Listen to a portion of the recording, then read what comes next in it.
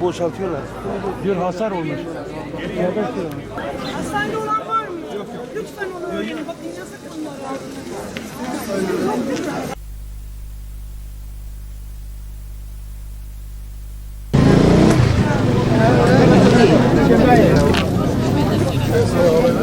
Tamam.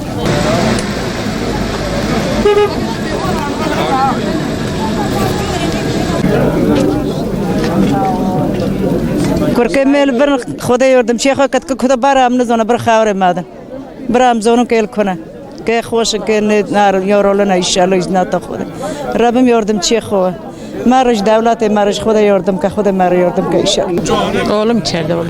Nereye götürecekler? Bilmiyor. Bilsek biz de böyle zaten zorumuza gitmez. Suçsuz yere yatıyorlar, suçsuz yere.